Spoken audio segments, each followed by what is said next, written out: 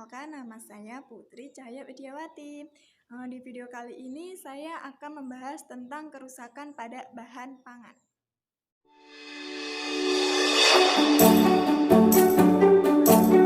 Ada dua karakteristik pada kerusakan bahan pangan. Yang pertama adalah karakteristik fisik dan yang kedua adalah karakteristik kimiawi. Karakteristik fisik meliputi sifat organoleptiknya seperti warna, bau, tekstur, dan bentuk. Sedangkan karakteristik kimiawi meliputi komponen penyusunnya seperti kadar air, karbohidrat, protein, lemak, pigmen. Bahan pangan dikatakan rusak bila menunjukkan adanya penyimpangan yang melewati batas waktu yang dapat diterima secara normal oleh panca indera atau parameter lain yang biasa digunakan. Proses pematangan merupakan rangkaian kimia yang panjang yang berakhir pada kematian sel dan pembusukan.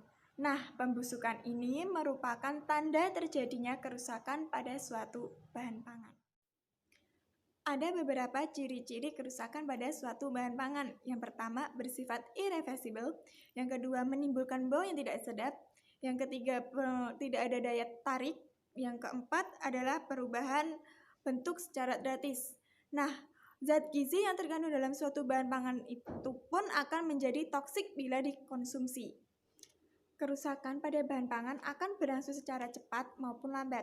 Itu semua dapat dipengaruhi oleh jenis bahan pangan dan kondisi lingkungan.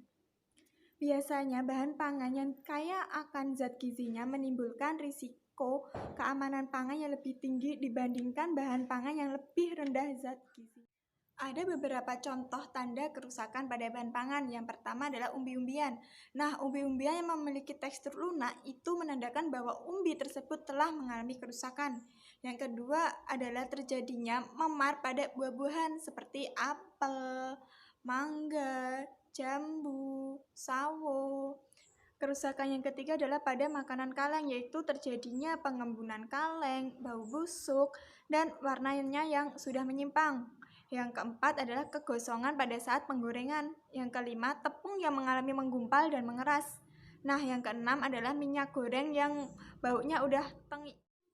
Pada umumnya ada 5 jenis kerusakan pada bahan pangan. Yang pertama adalah kerusakan mikrobiologis, yang kedua kerusakan mekanis, yang ketiga kerusakan fisik, yang keempat kerusakan biologis, dan yang terakhir adalah kerusakan kimia. Nah, kerusakan mikrobiologis ini merupakan kerusakan yang disebabkan oleh mikroba seperti kapang, bakteri, dan kamir.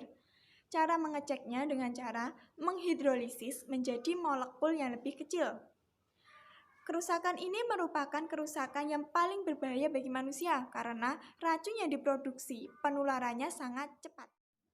Yang selanjutnya adalah kerusakan mekanis. Kerusakan mekanis disebabkan oleh benturan-benturan mekanis.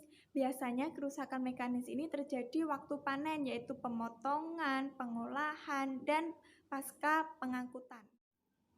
Kerusakan fisik ini biasanya disebabkan oleh perlakuan fisik, seperti dalam pengeringan ada cast hardening, pendinginan ada chilling injuries, penggorengan terjadinya penggosongan, pecahnya telur yang didinginkan, dan adanya sinar matahari juga merangsang terjadinya kerusakan bahan pangan seperti pada lemak.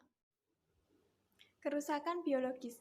Kerusakan biologis ini disebabkan oleh kerusakan fisiologis, serangga, dan binatang pengerat. Kerusakan biologis meliputi kerusakan yang disebabkan oleh reaksi metabolisme dalam bahan atau enzim yang terdapat di dalamnya secara alami. Kerusakan biologis ini contohnya seperti daging yang membusuk bila disimpan dalam suhu kamar. Yang terakhir adalah kerusakan kimia yang biasanya disebabkan oleh reaksi kimia seperti oksidasi, hidrolisis, reaksi enzimatis. Nah, contoh dari kerusakan kimia ini adalah reaksi pencoklatan seperti pada buah apel. Namun ada beberapa faktor utama penyebab kerusakan pada bahan pangan. Yang pertama adalah bakteri, kapang, dan kamir. Yang kedua penyebabnya adalah air. Yang ketiga suhu, pH, oksigen, dan enzim. Sekian video penjelasan tentang kerusakan pada bahan pangan. Semoga bermanfaat. Wassalamualaikum warahmatullahi wabarakatuh.